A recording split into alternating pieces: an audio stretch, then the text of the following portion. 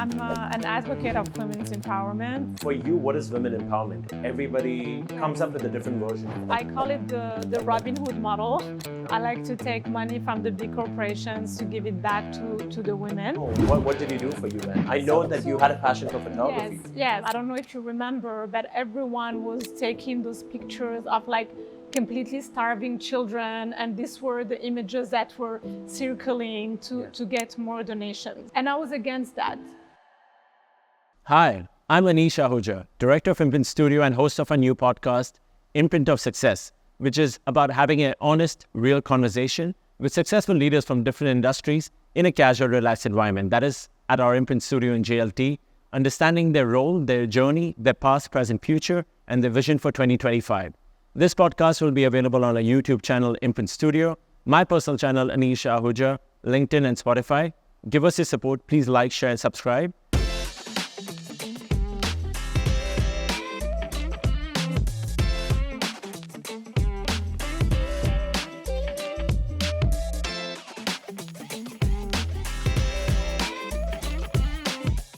Our guest and speaker today is a social entrepreneur and CEO of Women's Choice, Nezha Alaoui. So who is Nezha Alaoui? Well, I'm an advocate of women's empowerment. I'm a social entrepreneur, and I'm a mother, a friend, and a daughter, and now a wife as well. Okay, can you elaborate? What do you mean by social entrepreneur?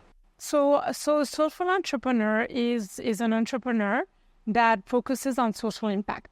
So you can build businesses that are companies, not just nonprofits, but there is that social impact aspect in each one of the businesses, and it really needs to create impact. So my story is when I graduated from a business school at 23, I built a first business, bringing some American franchises of shoe brands and baby clothes brands to Morocco. Okay. And I developed 12 stores over 3 years. And then at the age of 27, I really questioned myself on, okay, I am an entrepreneur, all right, like I've established a business, but is that who I really wanted to be? And in reality, the social impact part was always something that I dreamed to have in my life as a child. And so I moved over that business. And then I started my new life at the age of 27, which other women will wake up to at 40 or 50. And then I said, okay, like, how do I start this journey of entrepreneurship? First of all, I need to equip myself with really learning what it takes to do social impact, which is not as easy as we think it is, because we think of social impact as you have poor and underserved communities, and I'm just going to come with a solution to them. And like, okay, let me go and buy, like 1,000 iPads and give it, like to poor kids in Africa. When in reality, it has a bad impact on them, because maybe these children don't need that connectivity or don't need that iPad that you're putting in their hands, and which content are they going to see in that iPad. So you always need to be able to think of the consequences of that act.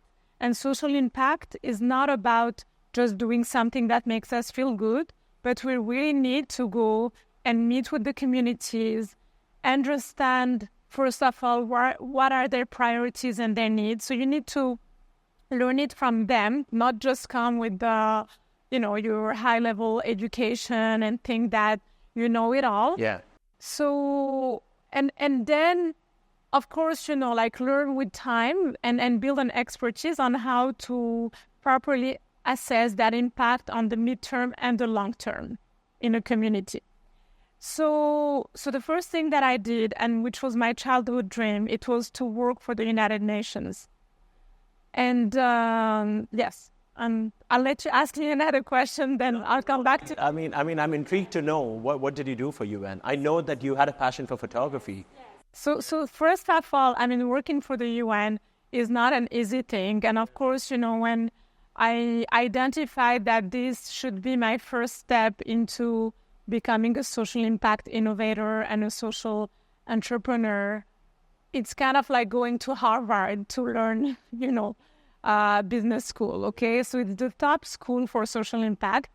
And everyone around me was just telling me, Nezha, okay, how are you going to end up working for the United Nations? And this is a difficult bet to succeed. And back then, and we're talking about 2010, 2011, I already had a positive mindset of that differentiated me from, others.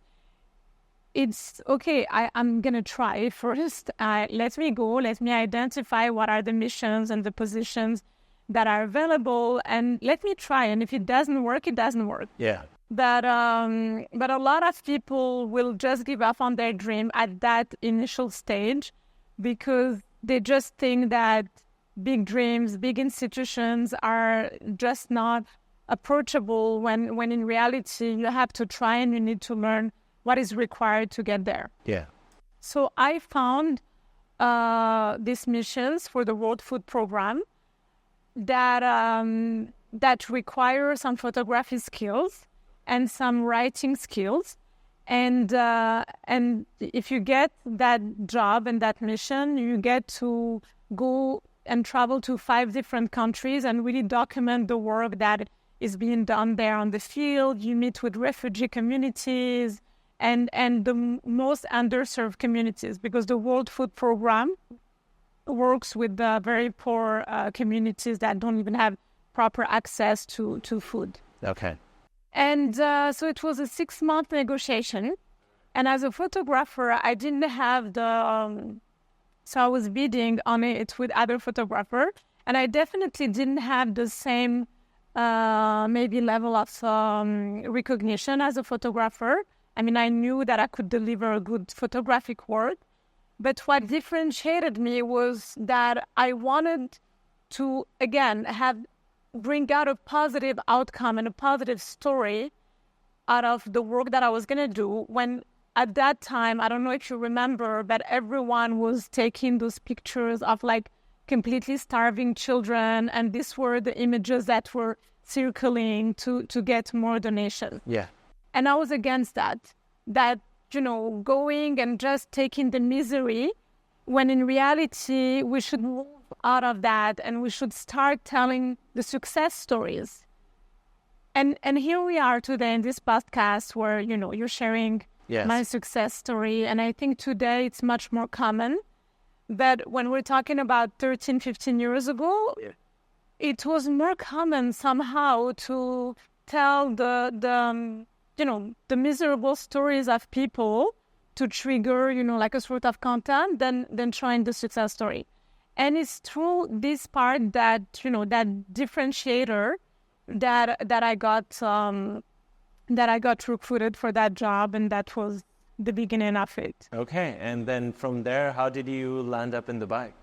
Well, that's another long story, but Dubai is a city where I've been coming for the past 15 years on and off, because when I started that journey of social impact and then positioned myself on women's empowerment very early, I started coming here to either speak at conferences or I also had some media coverage here in the region, because I'm originally an Arab woman. I'm from Morocco. And even though I was very international, the Vogue and the Marie Claire of this region wanted to feature my story as a young mom, social entrepreneur, advocate of women's empowerment. That at that time, I was more global, and I felt I still need to learn internationally before coming to Dubai, Dubai is an amazing platform for MENA region.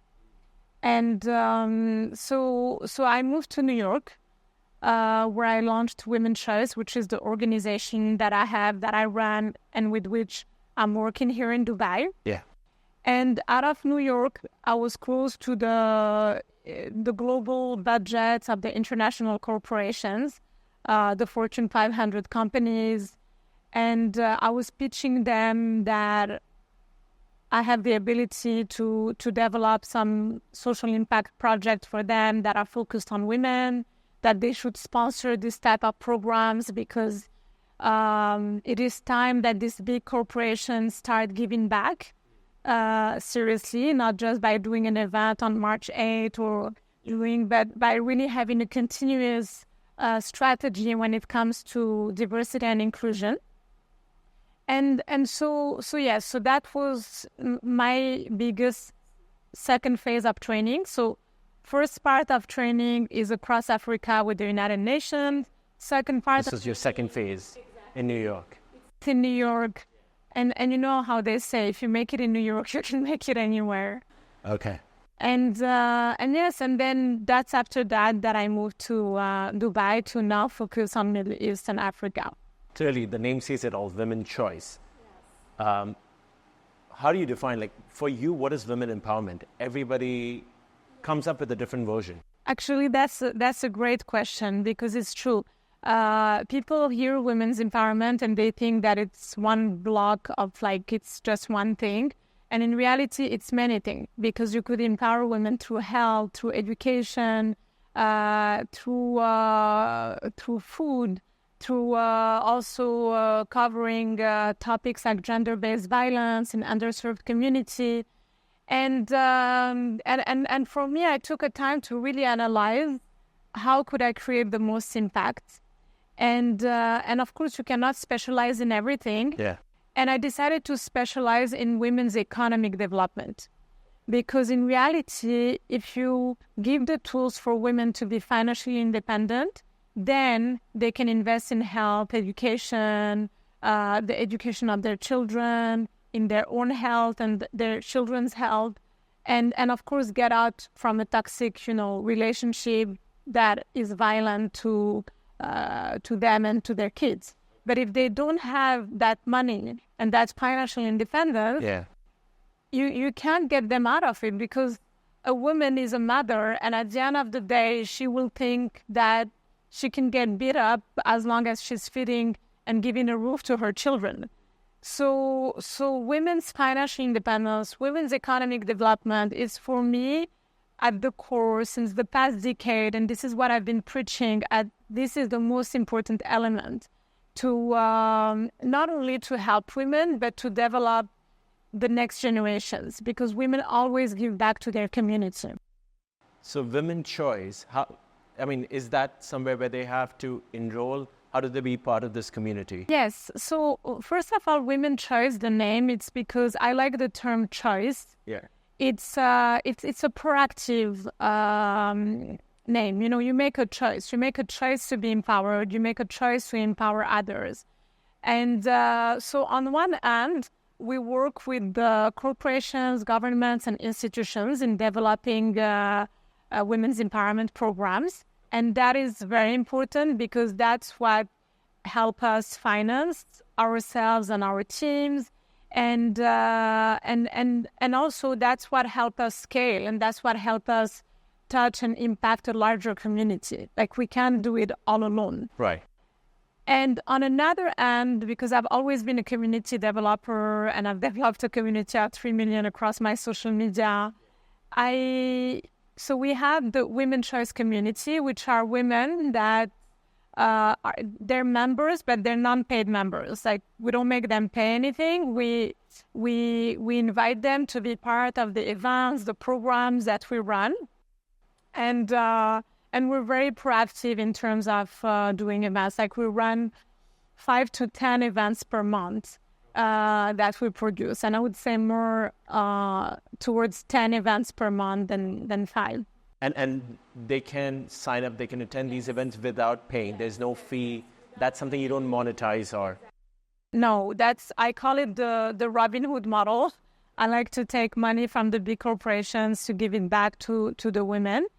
And yes, and so women have really an ability with us to elevate themselves through different workshops, amazing panel series that are happening, networking events. And we touch that topic constantly of career development, how to land your next job, how to get fundraising for your business, how to better manage your financials. So it's very much career and business oriented. And is there like a demographic? I mean, clearly it's women, but is there an age? What is the criteria to be part of this? So the criteria is to be a professional woman. Okay. So it starts with, and we run programs in universities for young women that are about to graduate, to equip them with the right attitude and tools to enter the workforce in a winner's attitude, not just to go into your internship and be passive. We really push them and teach them how to be proactively building their brand, actively connecting to job opportunities. Also, at that young age, into becoming an intern, how to equip yourself to be a good mentee that mentors want to mentor. So we have that demographic. That's the Gen Z you're getting. Yes, the Gen Z, okay. Exactly. And then we have the mid-career women, which is also a large community, because obviously in a company, it starts like this and only few go to the top. So you have a big block of mid-career women. And mid-career women is, it's where most of women get stuck, okay? Because they know they need to get a job. So first of all, in universities, now you have about 70% of the students that are female. So women have been good with the education system. Right. And then they get to work. So they're active into trying to get their work. And then they kind of they can stagnate there. And then they rarely, and much more rarely, go to the top and senior level. So we run a lot of programs for these mid-career women. And then we bring senior level women to speak to them, to mentor them, to share their journey. And then we also have those top women here in the region that are part of our community, but they come in more as speakers and mentors. You mentioned that women get stuck at a mid-level. Do you think there is a gender inequality? Yes, definitely. And I can explain to you why. Because first of all, the woman has other things that she's taking care of. So she has her motherhood challenges, where sometimes also she will have her kids, she will leave the job, and then she tries to return after 3 years, and the work landscape is no longer relevant. I have a sister who works with me at Women's Choice, and she had a child 2 years ago, and she's been working with us. But I explained to her that if she had left 2-3 years ago with generative AI that has been, part of our day-to-day life and really transforming things, and then if she came back now, or 2 years, 3 years later, she would have lost on learning, on adapting, on a very big component of today's workforce. And so that's what happens. So when women leave to then return later and don't take on any learning or anything, they completely retire for a couple of years and then try to come back. And then the second thing is also them not really investing in continuing to learn and continuing to network while they have a stable job, because they return to take care of their kids, but also their elder parents and their siblings. And women are always caregivers. So that makes it that they're less competitive. Men are always, they have in them this natural sense of networking. They don't just network when they're looking for a job or for investment. They naturally do it, so they build more relationships. And so women will come out sometimes in a panic because now I need to network. Okay. And networking is not a transactional thing. It's really relationship that you need to build consistently. And these are the relationships that will also keep you at the top of their mind if there is a job opportunity or if there is any business opportunity. Okay. And what are the challenges are you facing in these aspects? Do you face any? Well, the challenges that we faced as Women Choice, especially at the beginning, it was the access to budgets. So when I started speaking to corporations into doing these programs and so on, first of all, there were no clear budgets for women, and we're talking about 2011 to 2014. And now definitely there is a huge awareness and people want to do things. But then again, it is not we're not talking about money bringer budgets, it's not. Like MasterCard would be one good example. So MasterCard is one of our largest sponsor, but MasterCard is one of those top companies that really have a culture of diversity and inclusion, and they're doing an amazing job, and they've been doing it before, and that's why they see the value of working with organizations like us. But apart from MasterCard, I put that. You have the A-level companies, which are the MasterCard, Microsoft, like Google, this type of companies. Then you have the B-level and the C-level. And the B-level are aware, but they're still, in the middle. Yeah, there is still resistance. And then the C-level are the ones that are not even aware of the importance of it. But my bet is that between 2025 and 2030, because you have the Sustainable Development Goals and the Vision 30 of every country in the world, there will be an acceleration of awareness, because there are some KPIs, there are some results that they need to achieve when it comes to sustainability and diversity and inclusion. Yeah. And they will have to invest on that topic. Tell us about the 2030 vision that is in collaboration with MasterCard. Yes. So the 2030 vision, because, you have the Sustainable Development Goals, which are the 17 goals that the United Nations have been pushing. And the goal number 5 is gender equality. And so on one hand, you have this at an institutional and global level. Then you have the visions of every country. And so we have engaged in a vision to impact 1 million women by 2030. Oh, that's amazing. And for that, we're running some program for women social entrepreneurs that will each develop project to impact 1,000 women. But we're also active in developing other programs. There is a new one that I can't, mention in the details, but it's linked to an international telco that for whom we're going to build a digital year-long curriculum program to impact 1 million women just through that project. So for me, when I have a goal of 1 million, I will, and this is my entrepreneurial side, is that I'm not just going to stick to one way to get there. I will definitely be proactive into running several programs that can lead to that number in one way or another. When you mention the programs, is Impact Her, that's one of your programs?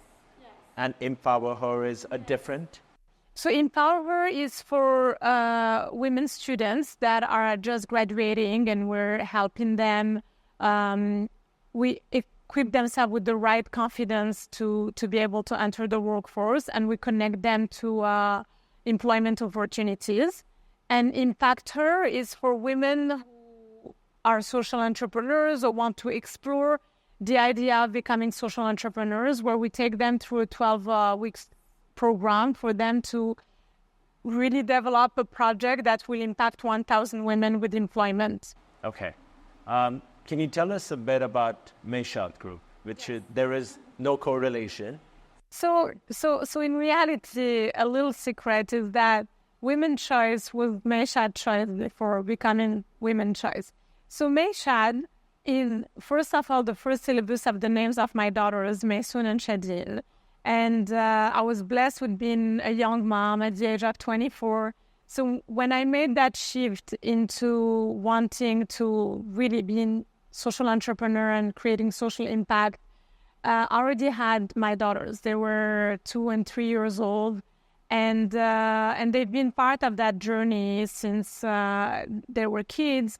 And I created Meshad as a first company that was not very clear. It was kind of like an agency because we always had that marketing and community development values, but it was definitely working on the social impact aspect of going and pitching to companies that we can run some social impact campaigns backed up by a program. So it was really at the beginning. And then it grew. And today we have the Meshad Foundation, which is a nonprofit that is acting in Morocco on underserved communities. And more precisely, since the earthquake that happened a year ago, we're focused on a community that was affected by the earthquake. We opened a month after the earthquake a center that was that had a full-time nurse and a full-time educator that was working with a community of underserved community that was affected by the earthquake. And now we raised $300,000 and we just started the construction of a more permanent community center in Morocco. So there is a Meshad Foundation that is focused in Morocco, because as a nonprofit, you really need to be focused in one place. Yes. Because for legal reasons, you cannot just act in different places, or you need a new entity in each place. Then there is Meshad Hospitality, which is what I have grown, because before graduating from a business school, I had gone through a hospitality school.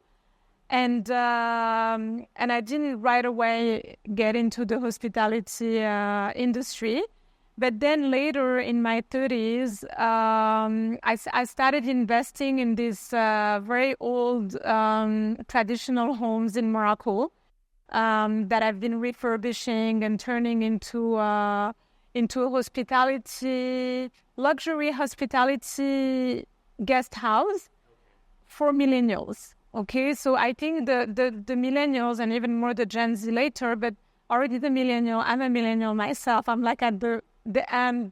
I was born in 1982.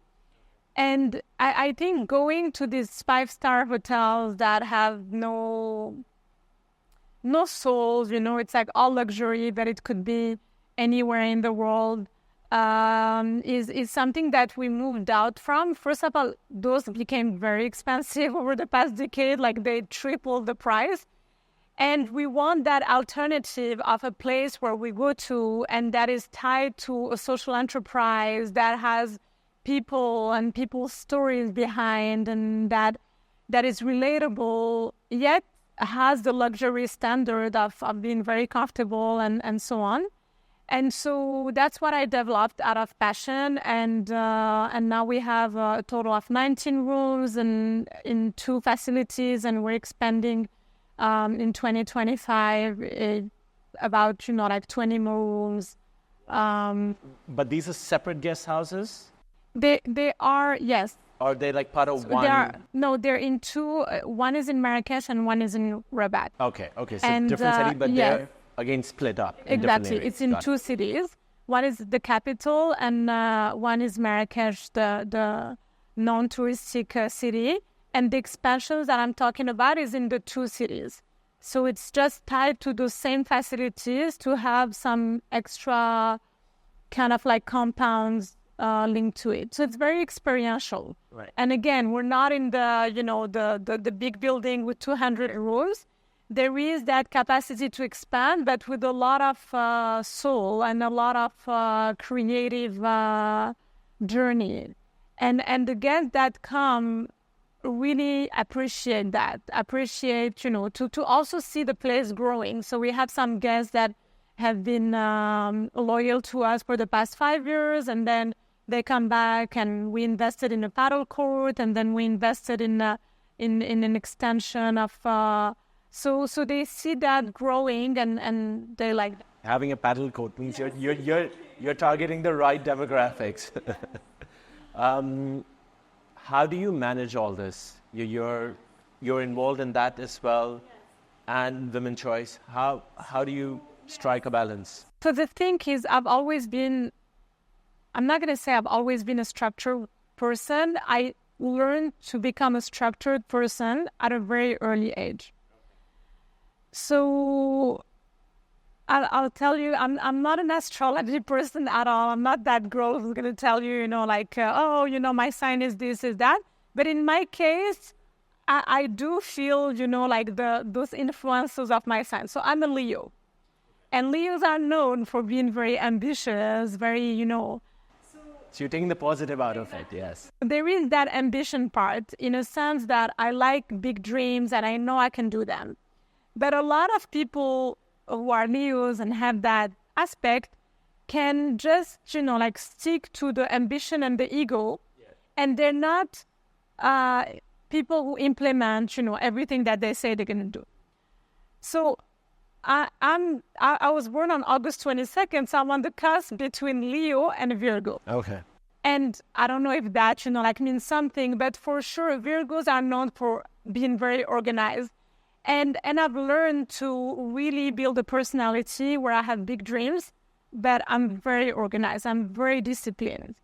And I was not like that as a child. I really taught myself in my 20s because I understood that I had big ambitions and that I need to really become extremely disciplined and organized to be able to implement my ambition, to live at the level of my potential. So now I'm 42, and over the past 20 years, I really worked hard to be extremely organized and structure teams. So I was not, because you hear about some entrepreneurs that are alone, and I was always someone that invested in building teams with me. And so the result is I will project my year and I will give myself a title in my own little corporation, and I will take that seriously. Meaning this year, I'm deciding to be the CEO of this company, for instance. And I've been the CEO of the Meshat Foundation a few years back. So I start as being the CEO and COO, meaning that I run all the operation, and I will give myself 1 year, 2 years to develop the project. And then I will move back by building the proper team to being the CEO. And today I'm the CEO and COO of Women's Choice. This is my full week job. And 1 hour per week, I will have a meeting with my teams at the Meshat Foundation. And 1 hour per week, I will have my meetings with my team at Meshat Hospitality. Okay. So that's how you can do it all. It's really by building block by block and taking the time to really build a structure that can have, the proper team to be operationally independent. And so it's a very good question, because it's a question that I've been asked lately by one of the women that I admire a lot, in my senior level network of female executive. And she was like, Nezha, this is amazing what you're doing, but how do you share your time? And I explained that my Mondays are really focused on working with my team. And in my Mondays, I have my meeting on the Meshat Hospitality on the Meshat Foundation. But then the rest of the time, I'm fully on Women's Choice. So I'm still operating Women's Choice, and I'm planning to operate it for the next years.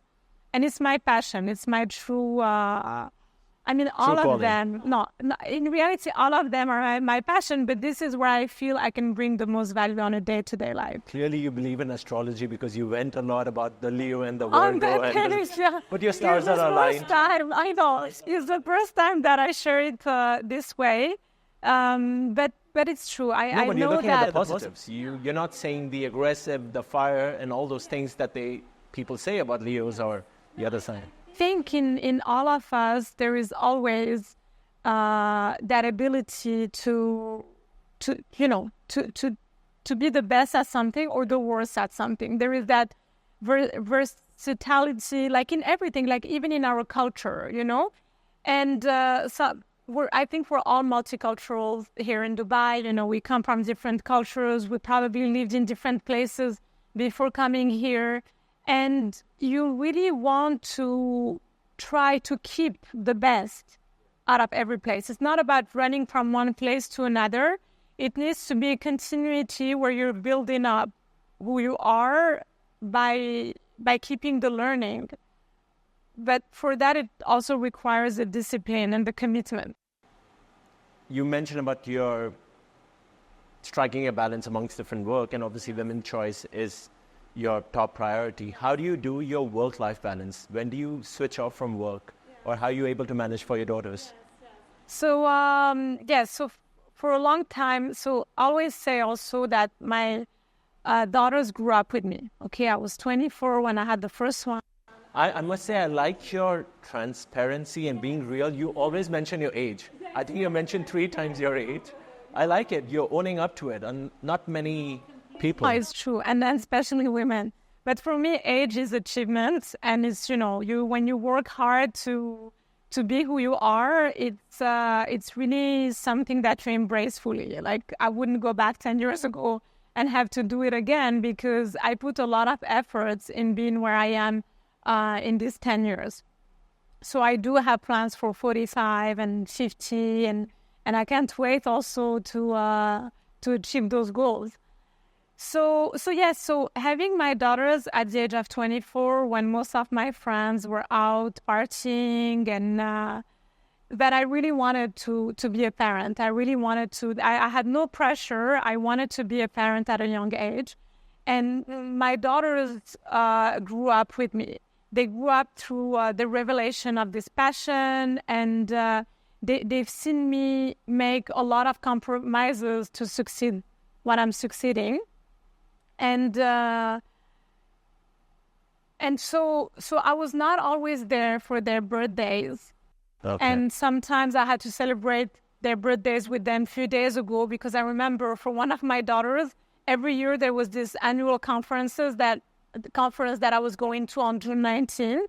And so I would tell her, okay, honey, mommy has to go, but let's celebrate on the 17th And I love it, because I taught them also that flexibility of life, to not get just, like stuck to material things. Yes, a June 19 can happen, a June 17 in a bigger celebration if not everyone can be here on June 19. So that's one thing that I've taught them. Another thing that I have taught them that I'm proud of is when we moved to New York, they were 8 and 10 years old, and I made them move with a carry-on each.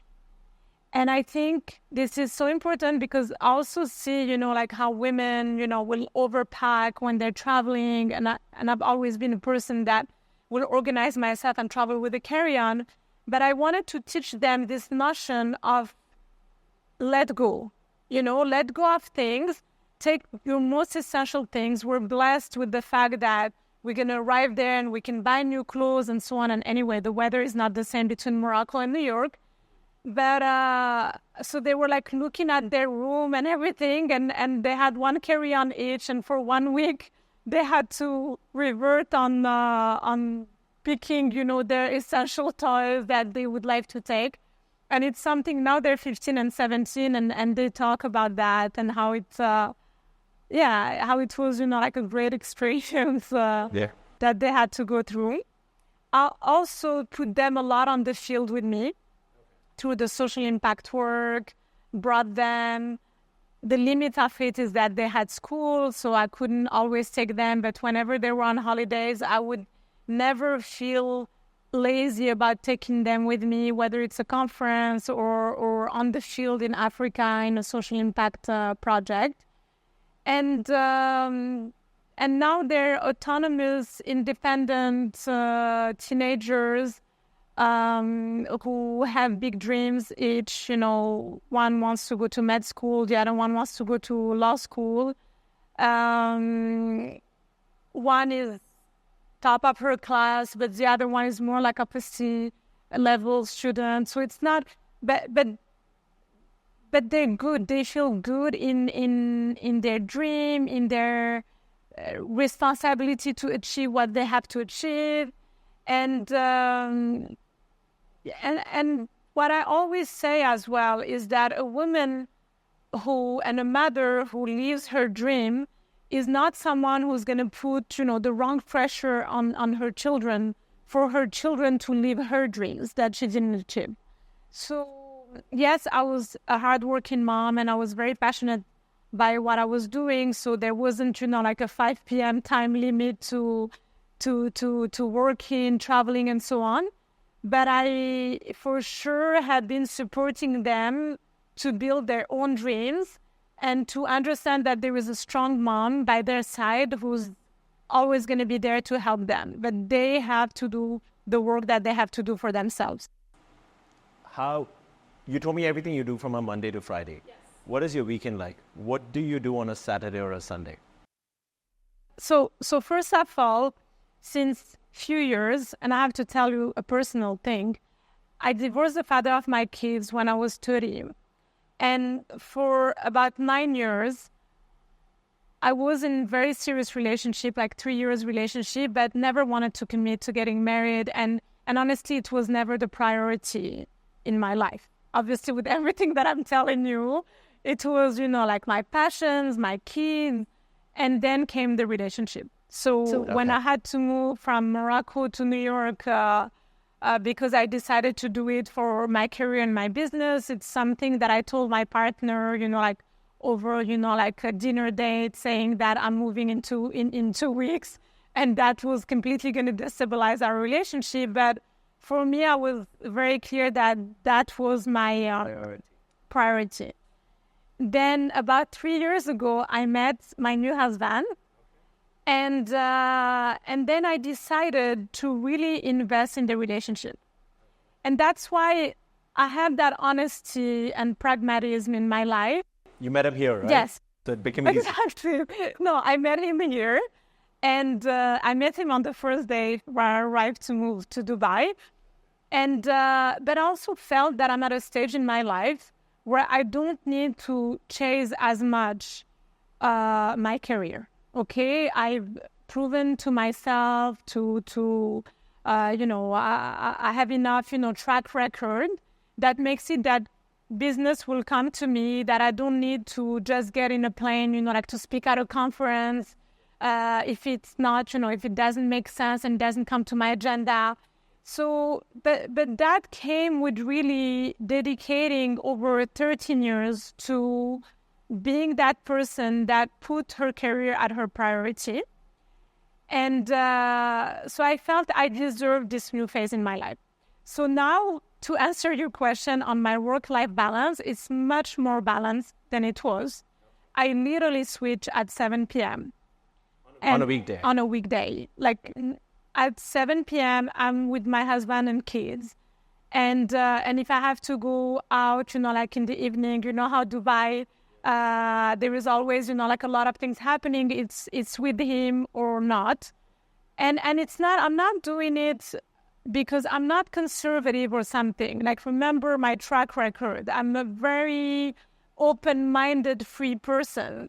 But it's just that today I'm deciding to put these boundaries and these limits because I take on my new couple as a project in my life. And I think this is the way we should be looking at personal relationships anyway, because we have been all struggling with them. It's not the same relationship than our parents had, where there was nothing happening. Everyone lived in a village. You come back, like you have your family. You have to be married because if you're not married, like you're not surviving. And, society, we don't have, those pressures that we had. And now being in a couple is a choice. But I think it should definitely be seen as a life project, like other projects.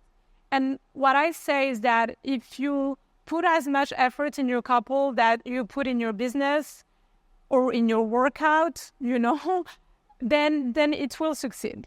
So I am in this phase where I'm giving myself a lot of balance between work and my couple's life, my family life, and over the weekend as well, I'm completely off. Clearly, you're checking all the boxes. You're an author as well. How did that come about? I am an author of Be Who You Want to Be a Leader. So Be Who You Want to Be was kind of a model in my life that I had created at the beginning of Meshad. And it was something that was shared with my teams. And we really wanted to see how to materialize this model. Why? Because Be Who You Want to Be, for me, it's the hardest part is finding out who you want to be. Then you can be who you want to be. But there is a process, and you can spend a life trying to be something that you will never be because it's not really who you want to be. It's maybe who your parents want you to be. It's maybe who your neighbor inspired you to be because, like he had that beautiful fairy. And or, you see someone being successful and you suddenly want to take that same route to be successful, not because you're passionate about the route and the journey, but because you want the car or the house that neighbor had. And in reality, that neighbor or that friend was successful and getting those results in his or her life because he had found his path. So it's very important to be able to take the time to really figure out who are we, what are we good at, because we're all great at something. What really drives us, what really gives us that dopamine, that energy to succeed and to put ourselves in that path. And it's not always easy because sometimes it means leaving a job that gives you a salary to go into this new career that in reality is much more aligned with your strength.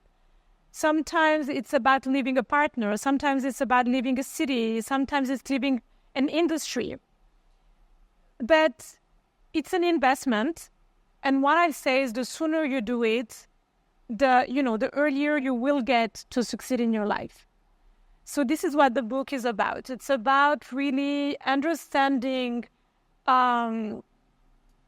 what is leadership, because it's a concept that we hear a lot about, and like how do you implement it in your day-to-day life. And clearly you're a leader. You give your version of it in the book. Yes. No, there is a lot of personal stories shared.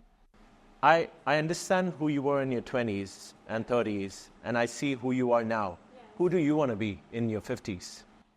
Yes, so it is a vision that I have, and when you are finding who you want to be, then there is a logical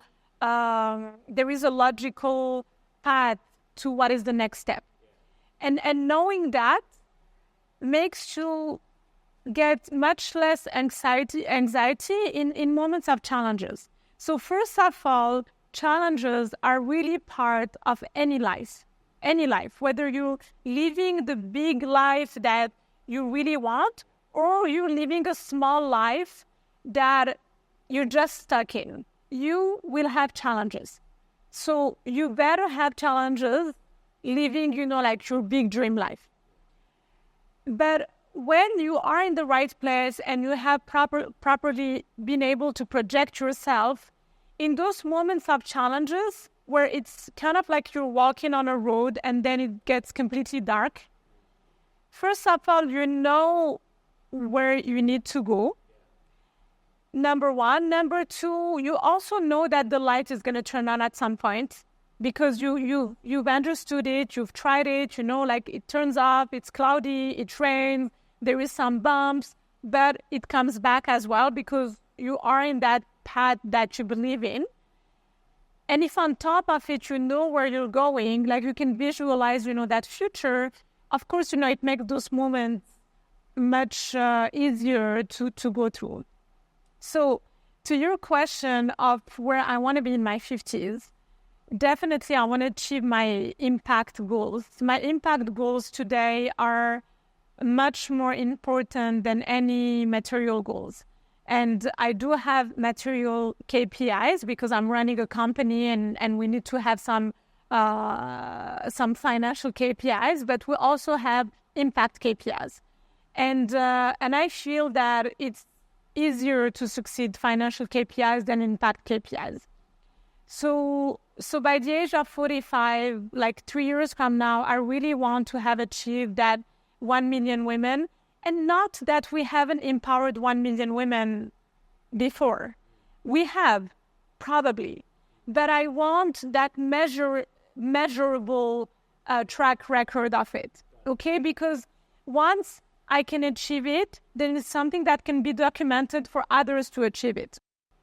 And so that's where I want to be. Definitely as an author, I see myself writing more books. But one thing is sure is that I see myself exactly in this route of advocacy and empowerment of women. Because since the beginning of my choice of empowering women, for me, I am not excluding men. I am empowering the mothers of the next generations. So by empowering a woman, you're empowering her son and you're empowering her household. And I just think that, first of all, women need and deserve to be supported. But on top of it, it's really going to make a better world for all of us. Because if we're thinking of topics like sustainability, where I am not an expert at it, but that mother is the one who's going to teach her kids to be more sustainable. She's the one at the end of the day taking care of the household. No matter how equal men and women are in the workforce, she's still the one managing the household and she will still be the one, like carrying children and having, that different bond with her children than the father. So I just see myself continuing in this, on this path and getting better at it. Where does Saudi come into your path? So Saudi is, you have amazing questions, I must admit. So when you arrive here, especially we're talking about 3 years ago, so 2021, 2022, definitely Saudi was a big topic of everyone. It was a bit of the El Dorado. Oh my God, we need to go to Saudi and budgets are flowing there and this and that. But I never believed in that because for me, I take every market as a real market and any market needs market penetration. I do not believe in arriving anywhere in the world where money is going to be flowing at you and contracts will be flowing at you. So, and I've learned that the hard way because at the beginning I was a bit, like global and, stretching myself thin. And when I moved to New York, I learned, this concept of focusing in one place.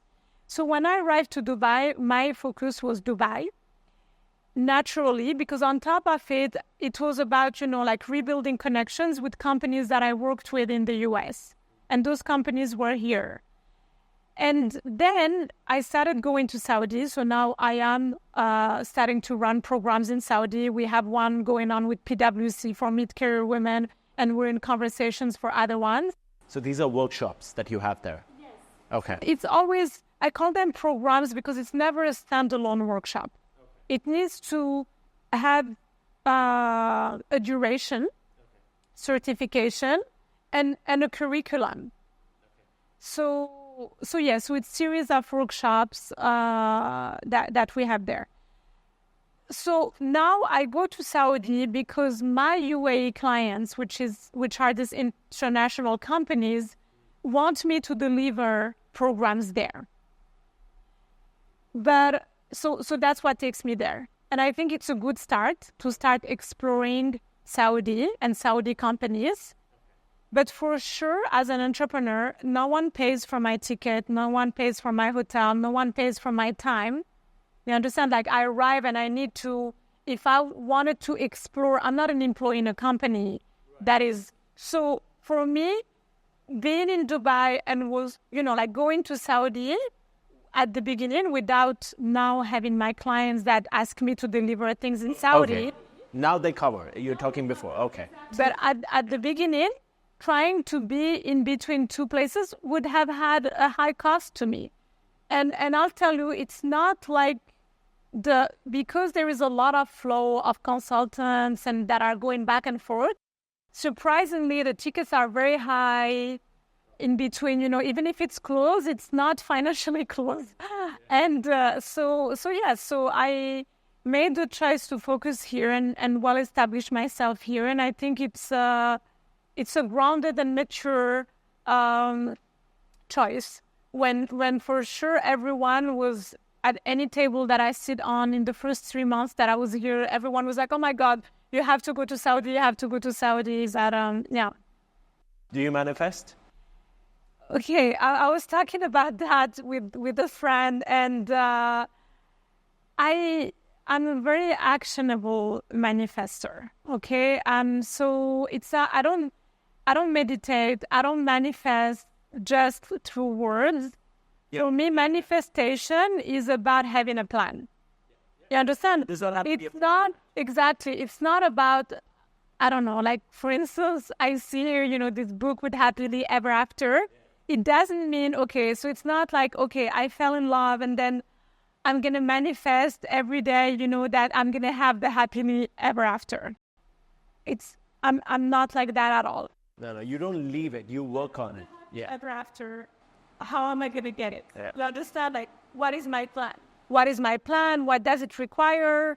And then, and the plan, by the way, is not always the same. Like, you make your yearly plan. For instance, when we go on summer holidays, it's a total different dynamic between my husband and I. We're 24/7 together in a very, like, small, beautiful place, but still, like, small. And so we need to refigure out a new balance, a new rhythm that makes us succeed that part of the year. Then we come back here, we're both very busy, we have our travels.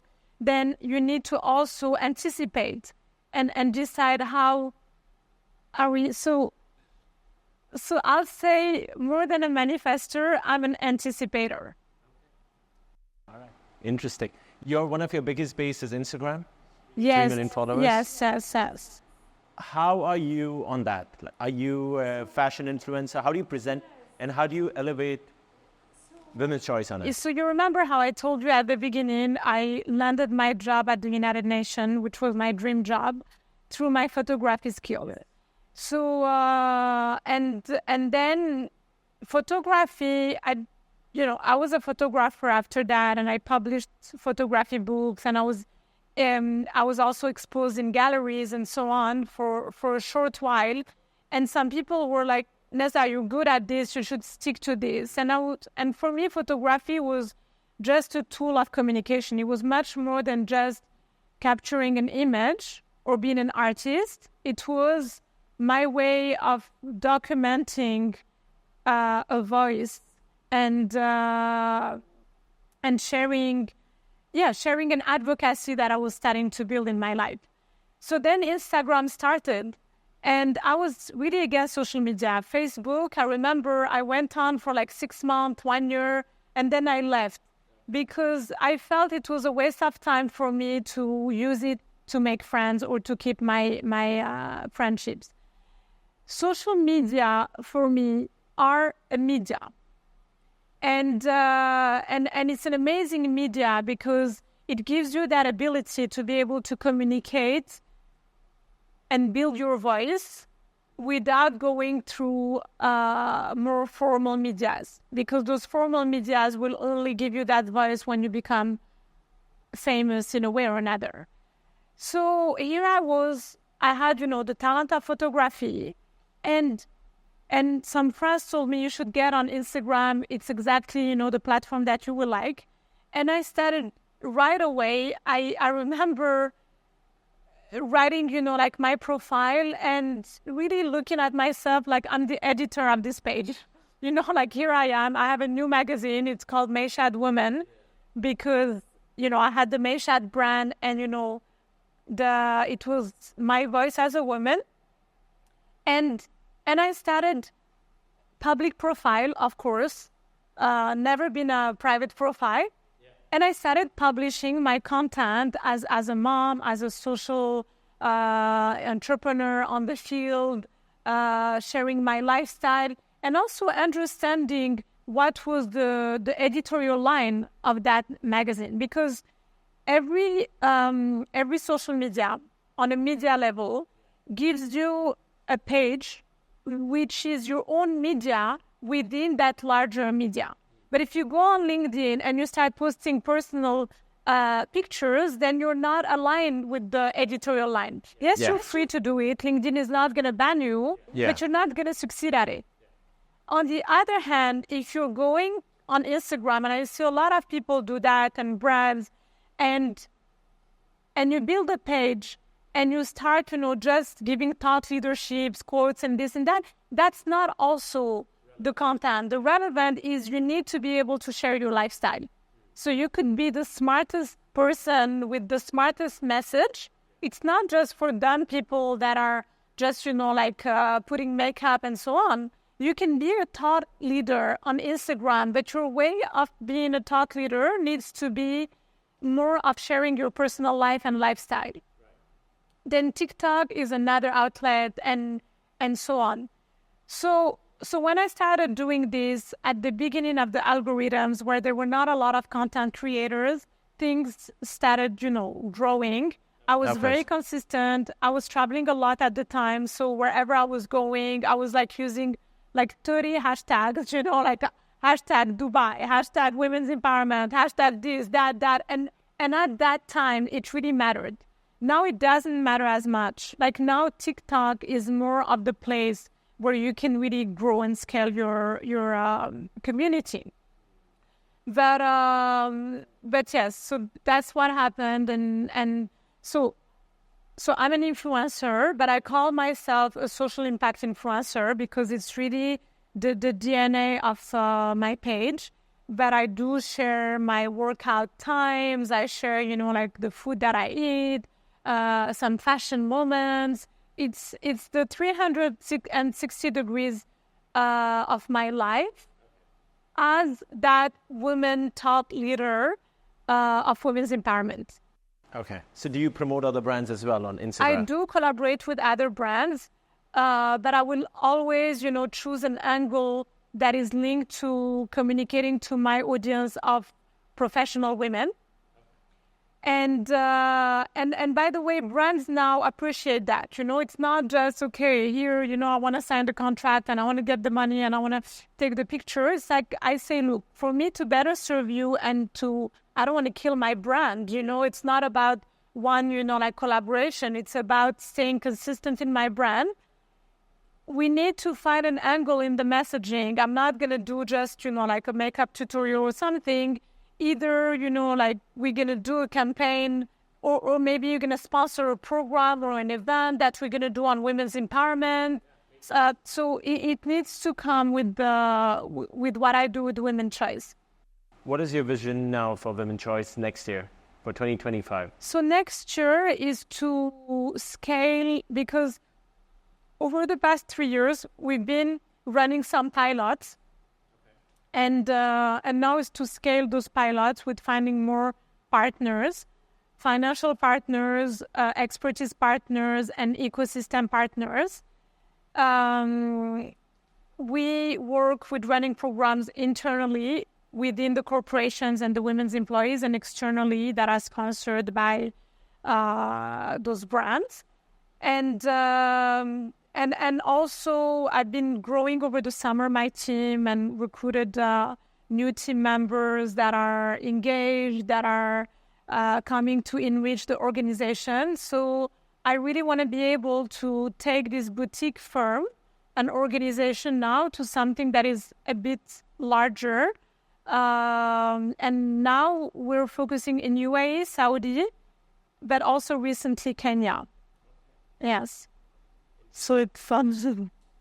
We're going to wrap this up with you. How would you describe yourself in one line? So in one line, as I said before, I'm a woman social entrepreneur, but I think I would say that I am a positive person that also has learned to be disciplined and action-oriented. And yes, and that's who I am today. You know, I'm a social entrepreneur with the social impact side, but also with the strong entrepreneurial side that I've learned to grow and to sharpen over the time. And a big believer in astrology. With Yeah, all the stars no, aside. I promise you not. Thank you.